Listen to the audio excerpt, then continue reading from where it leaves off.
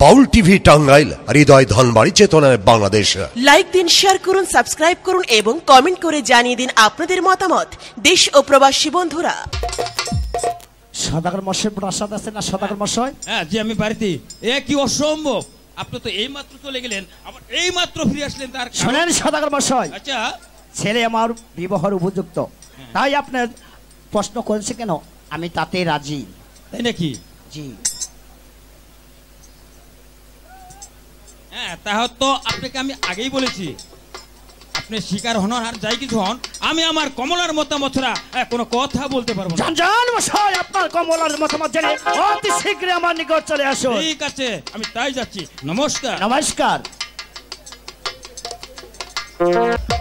এই তো স্বামী। শোনো কমলা, হ্যাঁ, তুমি যে বলুন। বুদ্ধি দিয়েছিলে সে বুদ্ধি তো সদাগর রাজি হয়েছে, এখন উপায় কি তাই বলো। আমার কাছে আরেকটি বুদ্ধি আছে স্বামী। তাই নাকি? দেখো দেখি বুদ্ধিটা কেমন হয়। আমার মেয়ের উত্তর যদি স্বর্ণ দিতে পারে তাহলে মেয়ে বিবাহ দিব, নচে দেব না। তাই নাকি? আচ্ছা ঠিক আছে, আমি সদাগরকে তাহাই বলবো। এবার ওই অন্তপুরে চলে যাও। ঠিক আছে স্বামী, তাই যাচ্ছি।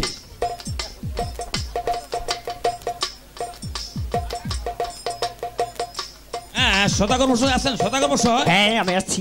হ্যাঁ শোনেন সদাগর মশাই, এবার আমার কমলা যে প্রশ্ন করেছে, কি প্রশ্ন করেছে আপনার কমলায়? আপনি পালন করতে পারেন কিনা? হ্যাঁ আমার বলেন, শোনো। পালন করতে দেখি পারি। আপনি যদি আমার মেয়ের ওজনে স্বর্ণ দিতে পারেন তাহলে মেয়ে দিব, নতুবি মেয়ে দিব না। কি অসম্ভব, আমরা কি স্বর্ণকার নাকি?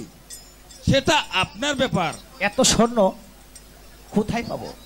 শোনেন সদাগর মশাই, এত স্বর্ণ আমি দিতে পারবো না, আপনার মেয়ে আমার ছেলে দিয়ে নিতেও পারবো না। ঠিক আছে, আমাকে- তাহলে আমি বিদায় হয়ে যাই। ঠিক আছে, নমস্কার। নমস্কার।